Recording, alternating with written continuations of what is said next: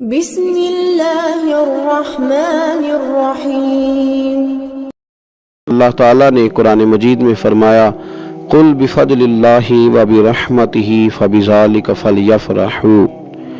فرمایا محبوب علیہ السلام آپ ان سے فرما دیجئے کہ جب اللہ کا فضل اور اس کی رحمت ملے تو چاہیے کہ اس پر خوشی منائیں۔ اسلام خوشی کا، مسرت کا، راضی ہونے کا پورا موقع فراہم کرتا ہے۔ اسلام یہ کہتا ہے کہ اللہ کے فضل اور اس کی رحمت کے موقع پر تمہیں اظہار مسرت کرنا چاہیے، خوش ہونا چاہیے، لیکن یہ کہ ہمیں خوشی کے طریقے بھی بتلاتا ہے اسلام۔ اب ہم نے یہ کیا ہے کہ ہم نے اپنے دکھوں کا رشتہ تو اپنے دین کے ساتھ جوڑ لیا ہے۔ کسی کے انتقال پر تو قرآن پاک کی تلاوت ہوتی ہے، وظائف پڑھے جاتے ہیں، ایصال ثواب کی تقریبات کے اندر تو تلاوت ہوتی ہے، نعت ہوتی ہے، وعظ و نصیحت کی مجالس ہوتی ہیں، لیکن جب خوشی کا موقع آتا ہے تو پھر ہم دین سے دور ہو جاتے ہیں۔ ہم نے دکھ سارے دین سے وابستہ کر لیے اور سکھوں کے موقع پر بالکل ہم دین کو نہ صرف یہ کہ بھول جاتے ہیں بلکہ محسوس ہوتا ہے کہ جیسے ہم صرف اپنی برادری، قبیلے اور علاقے کے رسم و رواج کے پابند رہ گئے ہیں۔ بڑے بڑے حاجی، نمازی، نیک، اچھے کہلانے والے لوگ بھی تھوڑی سی عدم توجہی کا اظہار کرتے ہیں اور وہ چیز بڑی تکلیف کا باعث بنتی ہے کہ کیا رب رسول سے صرف دکھوں کا رشتہ ہے؟ معاذ اللہ۔ ہر قوم کوئی نہ کوئی تہوار مناتی ہے اور لوگ چونکہ معاشرہ انفرادی سطح پر بھی راضی رہنا چاہتا ہے اور اجتماعی ماحول بھی فراہم کرنا چاہتا ہے، قومیں بڑے بڑے تہوار مناتی ہیں، میلوں کا بندوبست کرتی ہیں، دن منائے جاتے ہیں۔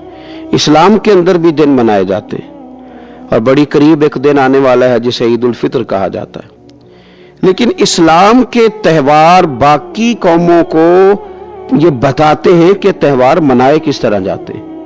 تو سب سے پہلے تو یہ یاد رکھیں کہ اسلام کے اندر جب عید آتی ہے تو اس کا کوئی مقصد ہے اور ہم نے عید کو کس طرح منانا ہے یہ سارا کچھ ہمارا دین ہمیں بتاتا ہے۔ پہلے تو آپ دیکھیں کہ عید مسلمان نے کس طرح منانی ہے۔ سویرے جب اس نے اٹھنا ہے تو اس نے فجر کی نماز کے بعد دوبارہ سے تیاری کرنی ہے، غسل کرنا ہے، صاف لباس پہننا ہے، خوشبو لگانی ہے اور کرنا یہ ہے کہ نماز کے لیے جانا ہے۔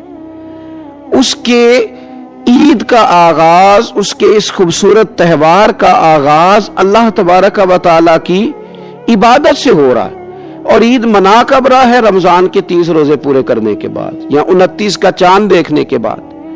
تو سب سے پہلے ہمیں یہ بتایا جا رہا ہے کہ جب تم عید مناؤ گے تو تم سجدہ شکر کے ساتھ مناؤ گے، اپنے رب کے ساتھ جوڑ کے مناؤ گے، اللہ تبارک و تعالیٰ کی عبادت کے ساتھ مناؤ گے۔ تو اس میں کوئی شور و غوغا نہیں، کوئی ریلیاں نہیں، کوئی جلوس نہیں، کوئی پٹاخے نہیں، کوئی گانا باجا نہیں، اللہ کی عبادت کے ساتھ بتایا جائے گا کہ تمہارا جو تہوار ہے وہ تہذیب کا، شائستگی کا، خوبصورتی کا، نظم و نسق کا ایک بہترین ذریعہ۔ تم بڑے راضی جب ہوگے تو پھر بھی تم اپنا ساری جھکاؤ گے رب کی بارگاہ میں، پھر بھی تم یہی کہو گے سبحان ربی العظیم، پھر بھی تم یہی کہو گے سبحان ربی الاعلی، پھر بھی تم اس کی بارگاہ میں جبین نیاز جھکاؤ گے۔ پہلی بات۔ دوسری بات، ہمیں پیغام عید یہ ہے کہ یہ جو تمہارے پاس عید کا دن آیا ہے یہ اجتماعیت کا دن ہے۔ آپ جب صف میں کھڑے ہوں گے نماز عید کے لیے تو کیا امیروں کی صفیں علیحدہ ہوں گی؟ غریبوں کی الگ ہوں گی؟ کیا پڑھے لکھوں کی الگ ہوں گی اور ان پڑھ لوگوں کی الگ ہوں گی؟ کیا قبیلوں کی الگ ہوں گی اور دوسرے قبیلے کی الگ ہوں گی؟ ایسا نہیں، ایک ہی صف میں کھڑے ہو گئے محمود و یاز، نہ کوئی بندہ رہا نہ کوئی بندہ نواز، صاحب و محتاج و غنی ایک ہوئے اور تیری سرکار میں پہنچے تو سبھی ایک ہوئے۔ اجتماعیت کا اظہار ہے، اجتماعیت کا۔ عید کا پیغام اجتماعیت کا اظہار۔ اور پھر نماز عید ختم ہوئی تو سب نے ایک دوسرے کو گلے لگایا، غریب نے امیر کو، امیر نے غریب کو، پہلے ایک صف میں نماز پڑھی پھر گلے لگایا، چھوٹے نے بڑے کو، بڑے نے چھوٹے کو، سب ایک دوسرے کے ساتھ محبت کا رشتہ قائم رکھنے لگے۔ تو عید نے دوسرا پیغام اجتماعیت کا دیا کہ تم اللہ تبارک و تعالیٰ کی توحید کے نام پر، تم رسول پاک صلی اللہ تعالیٰ علیہ وسلم کی غلامی کے نام پر ایک ہو، ایک हजारों कौमें वजूद में आई दहर में खुश्क तर के रिश्ते से, पर हमने बुनियाद दोस्ती रखी याद खैरुल बशर के रिश्ते से। और इकबाल कहने लगे अपनी मिल्लत पर कयास अक़वाम मगरिब से न कर, खास है तरकीब में कौम रसूल हाशमी। ये जो नमाज पढ़ रहे हैं और बाद में गले मिल रहे हैं, इनका एक ही तारुफ है कि ये रसूल हाशमी की कौम है। ये तारुफ, इज्तिमाइयत का दर्स, प्यार का दर्स, मुसावात का दर्स, छोटे बड़े के फर्क को खत्म करने का दर्स, अमीर गरीब की तफरीक मिटाने का दर्स, इसका नाम ईद है। तीसरी बात आप ये देखें कि कोई भी हमारा मौका है ना, तो इस्लाम ने उस पर कुछ तालीमात दी हैं। अगर आपको अल्लाह बेटा देता है, बेटी देता है, तो उसका अकीका करना है, दूसरों को खाना खिलाना है। अगर अल्लाह ने शादी का मौका दिया तो सुन्नत है वलीमा करना है, लोगों को खाना खिलाना है।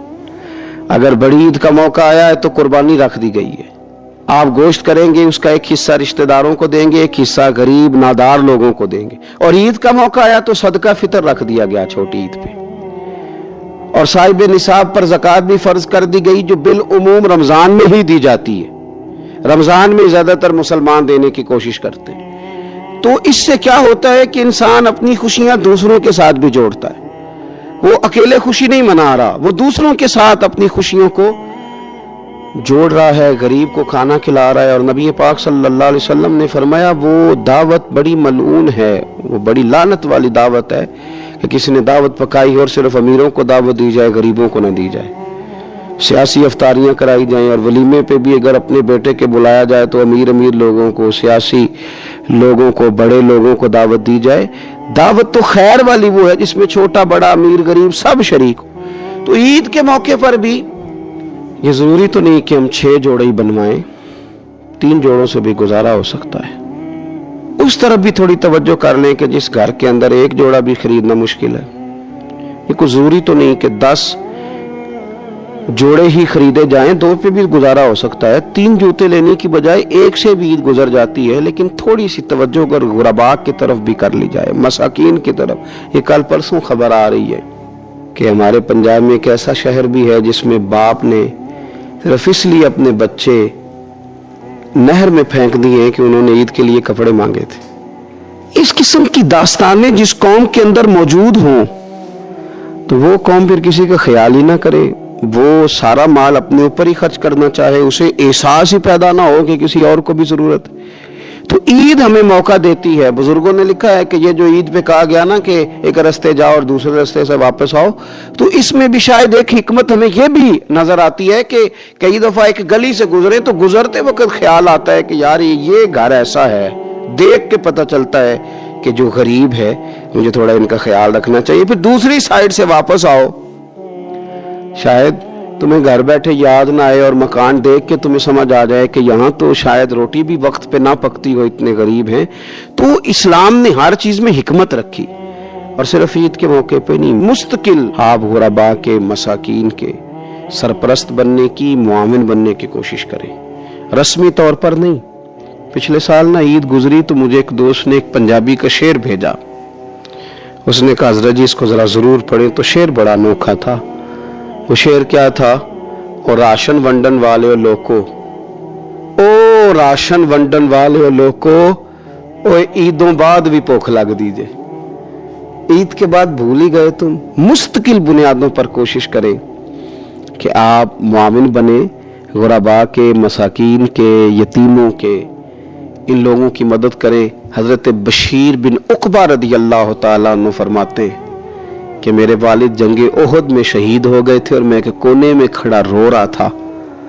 तो नबी पाक सल्लल्लाहु तआला अलैहि वसल्लम ने मुझे दिलासा भी दिया, दस्त शफकत भी रखा।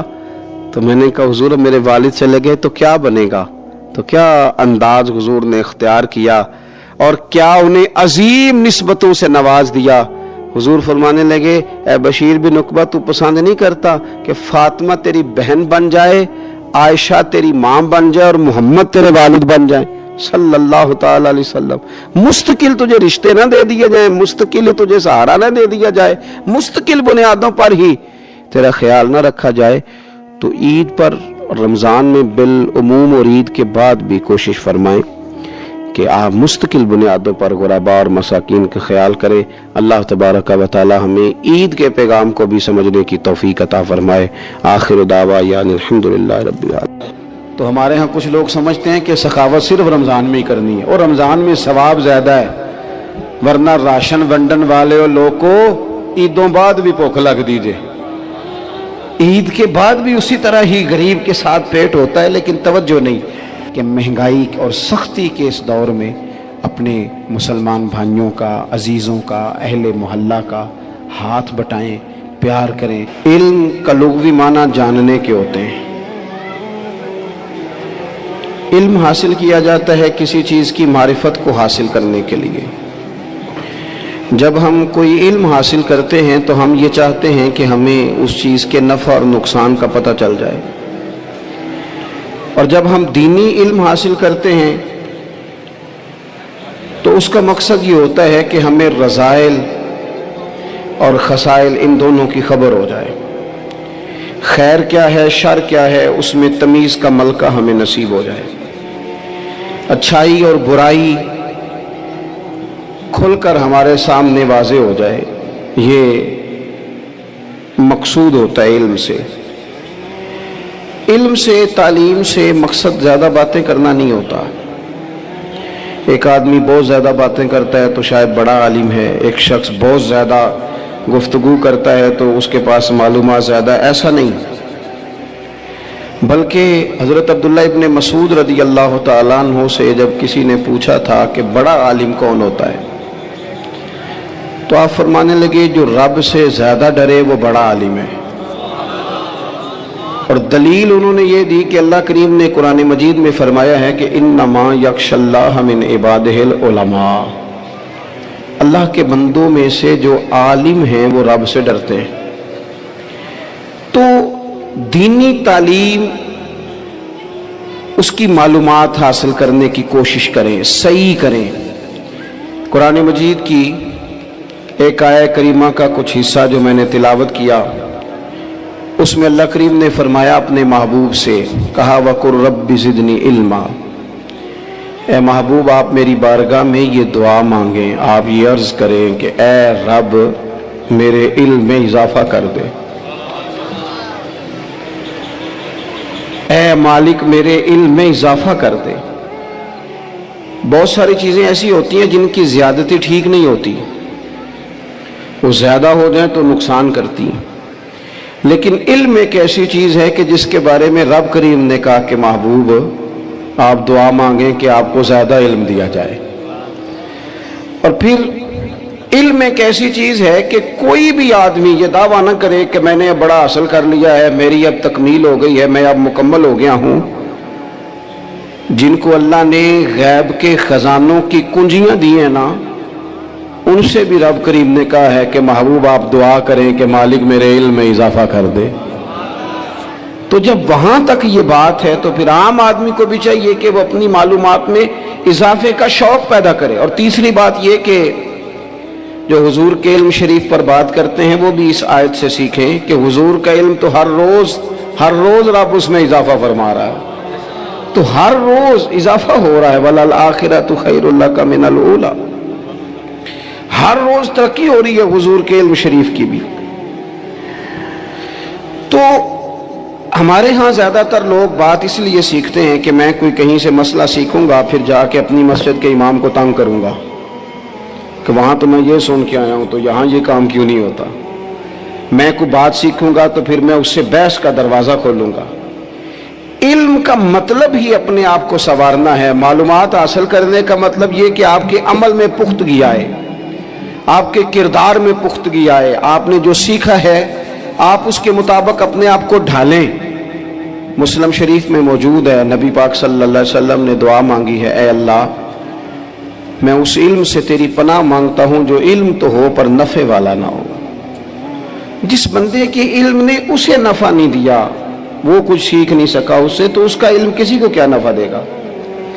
جب خود سے اس نے، اور صوفیہ کرام تو فرماتے ہیں کہ جو لوگ بڑی معلومات حاصل کر لیں، بڑی باتیں سیکھ لیں، پنچایت میں کسی کو بولنے نہ دیں، گھر میں کسی کو بولنے نہ دیں، بہت سارے لوگ تو علماء کو بھی مشورہ دیتے ہیں، بڑی باتیں کرے लेकिन अमल के लिहाज से बंदा जीरो हो तो अहले दिल फरमाते हैं उसकी सोबत से बचो।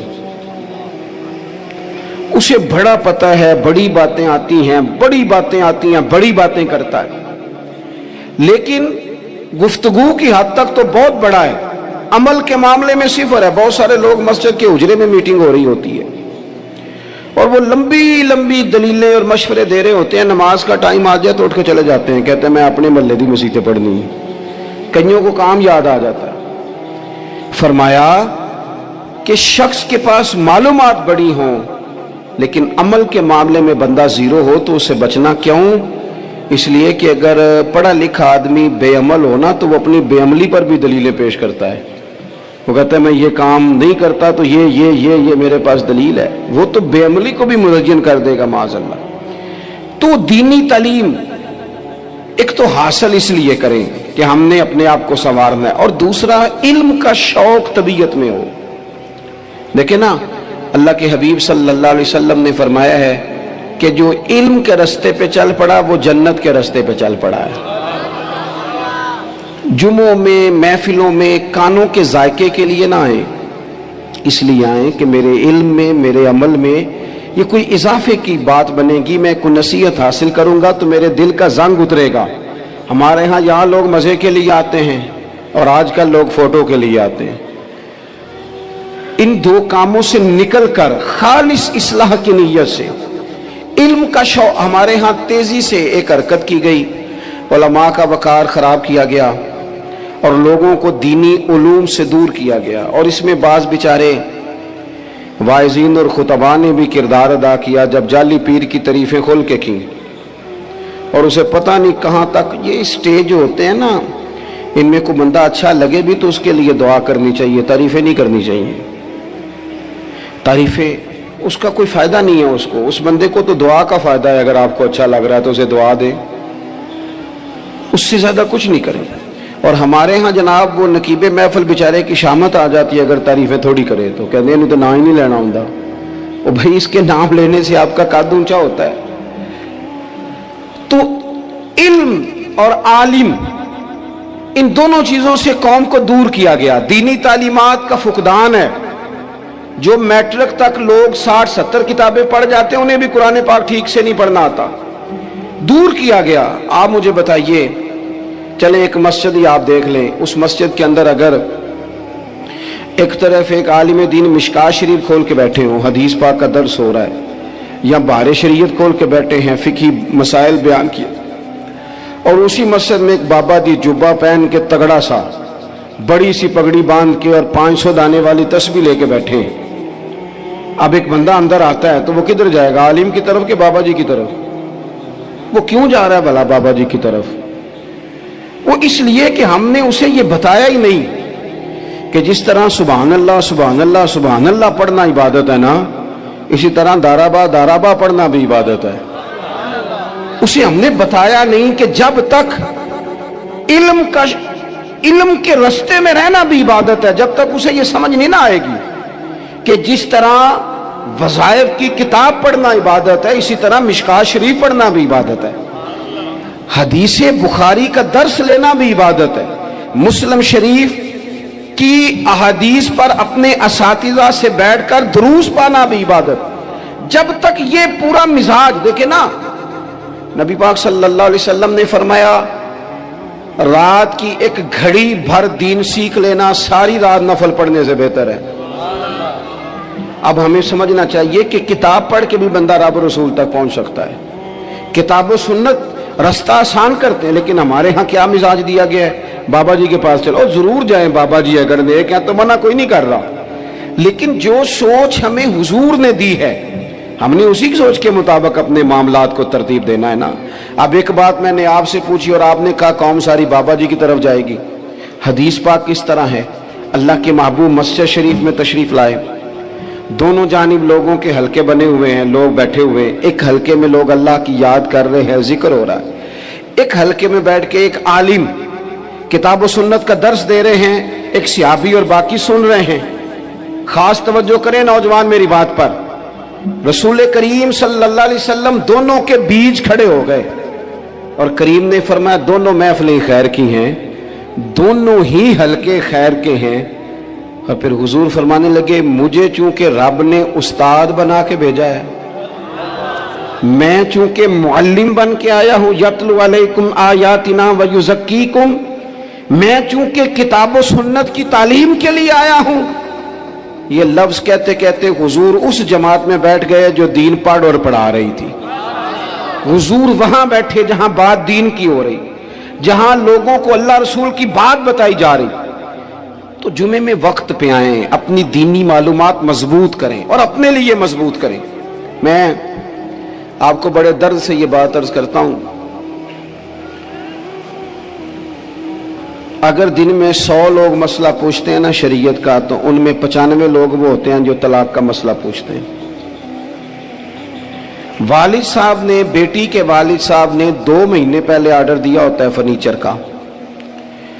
بیٹے کی شادی ہو تو مہینہ پہلے شیروانی والے کو بھی کہنا پڑتا ہے، گاڑیاں بک کرانی پڑتی ہیں، میرج ہال بک، یہ سارے لوازمات ہم کرتے ہیں، سارا کچھ کیا۔ گاڑی سے گھر بسنا ہے، میرج ہال سے بسنا ہے، فرنیچر سے بسنا ہے، ہم نے سارا کچھ ان کو بتایا۔ لیکن کاش 2 گھنٹے بچی کسی معلمہ کے پاس جاتی، بچہ کسی استاد کے پاس جاتا، نکاح طلاق کے مسئلے بھی سیکھتے۔ میں دعوے سے کہتا ہوں اگر ہمیں پتہ چل جائے کہ 3 طلاقیں اکٹھی نہیں دینی چاہیے، کیونکہ دے دیں تو ہو جاتی ہیں، اگر ہمیں سمجھ آ جائے کہ نہیں دینی چاہیے، یہ مسئلہ بیان ہو، اور یہ والے مسئلے ہم محفلوں میں بھی نہیں بیان کر سکتے، اس لیے کہ لوگ کہیں گے مسئلہ تو وہ بیان کریں گے، اس پہ نعرے لگیں گے، آپ قوم کو یہ کیا بتا رہے ہیں، یہ تو چھوٹا عالم بتاتا ہے معاذ اللہ اس طرح کی باتیں، تو بڑی بڑی کوئی نقطے کی بات بتائیں۔ وہ جس طرح ہمارے ہاں وہ 1 گھنٹہ پہلے نہیں کہتے تگڑے ہو جو میں جملہ دینے لگا، وہ پتہ نہیں جملہ آ رہا ہے کہ ایٹم بم آ رہا ہے، تیار ہو جاؤ، جو میرا جملہ ضائع نہ کرنا، ادھر بھاگ کے چلا گیا ادھر بھاگ کے آ جاؤ، اللہ جانے وہ جس طرح کبھی لگتا ہے نا پٹاری سے اللہ جانے کیا نکلے گا، میں جملہ دینے لگا ہوں۔ تو میں کہتا ہوں تو آرام سے بیٹھ کے بھی جملہ دے دے، تیرے جملے سے کیا نکلے گا، اور تو جملہ نہ دے ہمیں کوئی آیت دے، تو جملہ چھوڑ ہمیں کوئی حدیث پاک سنا۔ یعنی ہر نقیب، ہر خطیب، ہر نعت خواہ اٹھ کے کہتا ہے سارا قرآن ہی حضور کی تعریف ہے۔ اور بھئی اگر سارا قرآن حضور کی تعریف ہے تو چند آیتیں پڑھ دے پھر تو بھی، تو نے پڑھی تو ایک بھی نہیں اور تو کہتا جا رہا ہے سارا قرآن ہی حضور کی تعریف ہے۔ یہ والی تعریف بھی تو سنانا قوم کو، جو یہ بچے ان کے استاد انہیں سکھا رہے ہیں اور یہ سیکھ رہے ہیں، اس طرف بھی تو سفر کریں۔ تو میرے عزیز اگر لوگوں کو مسائل کا پتہ چلے تو سینکڑوں گھر بچ جائیں تباہ ہونے سے، بڑے بڑے گھر بچ جائیں، لیکن مسائل نہیں آتے۔ میرے پاس مسئلہ پوچھنے کے لیے کچھ لوگ آ گئے تو 4-5 سال کا بچہ بھی تھا جس کے والد نے غصے میں اپنی بیوی کو 3 طلاقیں دی تھی، تو چھوٹا سا بچہ، کپڑے بھی پھٹے پرانے، اور حالت بتا رہی تھی کہ غریبی ہے۔ تو جب میں نے مسئلہ بتایا کہ 3 طلاقیں ہو گئی ہیں تو واپس جانے لگے، تو بچہ مجھ سے کہتا ہے دیہاتی آدمی تو کہنے لگا مولوی صاحب میری اماں تے نانی کہنی اسن پوچھ کے آئی آپ کہ ہن اسی لہدا لہدا ہی رہنا ہے۔ تو اس بچے کی نونہال کی وہ کیفیت دیکھی تو میں رو پڑا۔ میں نے کہا یار یہ بچہ بیچارہ ماں باپ کے ہوتے ہوئے یہ یتیموں جیسی زندگی گزارے گا کیونکہ باپ نے طلاق دے دی، کس طرح؟ مسائل نہیں بتائے لوگوں کو، تعلیم سے آگاہی نہیں کیا۔ اور اس میں بہت بڑا ظلم ہے ان لوگوں کا بھی جو جنازے پہ کھڑے ہو کے تو کہہ دیتے ہیں میری طرح کے لوگ، اچھے علماء کی بات نہیں کرتا، وہ کہہ دیتے ہیں دیکھو جن لوگوں کو جنازہ نہیں آتا، بھئی آپ نے کس دن عشاء کے بعد کلاس لگائی تھی جنازہ سکھانے کی؟ یہ تو آپ نے کہہ دیا لوگوں کو قرآن کی ٹھیک نہیں آتا، تو یہاں تو بیچاری بیبیاں جن کو صحیح پڑھنا نہیں آتا وہ مشن بنا لیتی ہیں کہ میں نے اتنے 100 کو قرآن پاک پڑھانا ہے، بیوہ ہو گئی ہوں، طلاق یافتہ ہو گئی ہوں، ساری زندگی قرآن پڑھاؤں گی۔ ہم کیوں یہ مشن نہیں بناتے؟ کیوں اس طرف سفر نہیں کرتے؟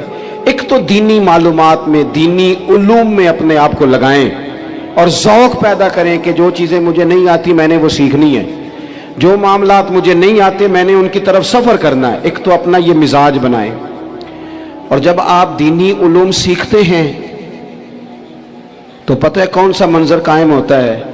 منظر وہ بنتا ہے کہ حضرت ابو ہریرہ بھی دین سیکھا کرتے تھے، حضرت عبداللہ ابن عمر بھی اصحاب صفہ میں رہا کرتے تھے، حضرت انس بن مالک بھی رہا کرتے تھے، اور ایسا منظر بنتا ہے کہ حضرت سیدہ خدیجہ کبریٰ رضی اللہ تعالیٰ عنہ فرماتی ہیں سیدہ فاطمہ حضور کی گود میں بیٹھی ہوتی تھی اور نبی پاک سے باتیں پوچھتی تھی اور حضور انہیں بتا رہے ہوتے تھے.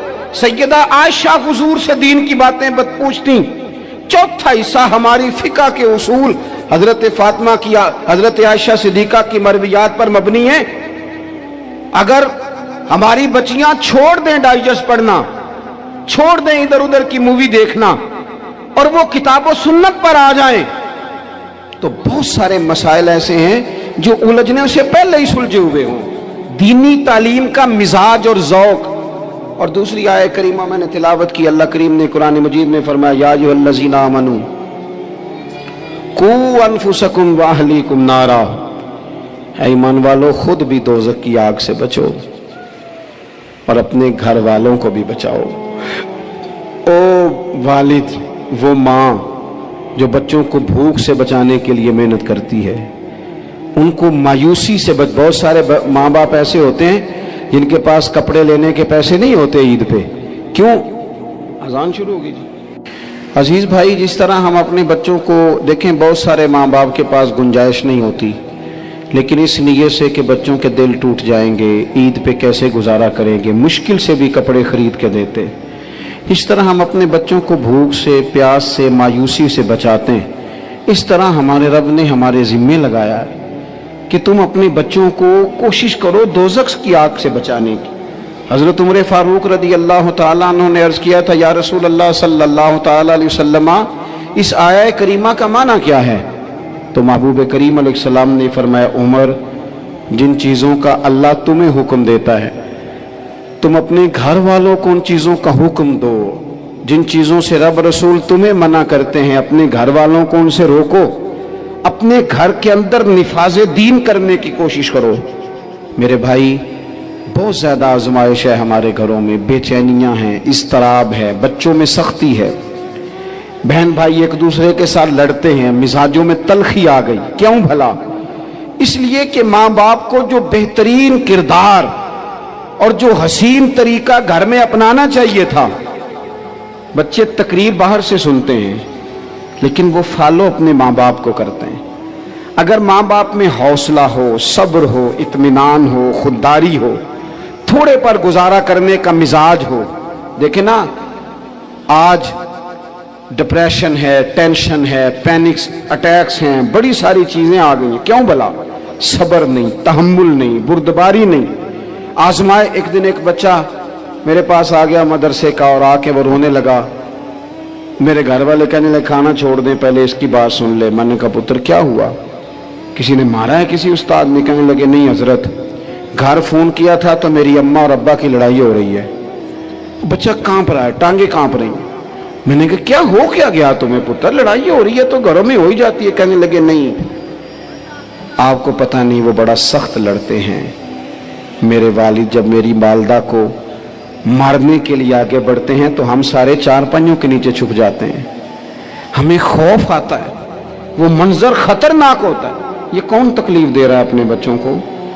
یہاں بیٹھے ہمارے ہاں میلوں دور رہتے تھے اس کے گھر والے، تو وہ تکلیف میں تھا، تو گھر میں کیا کیفیت ہوگی؟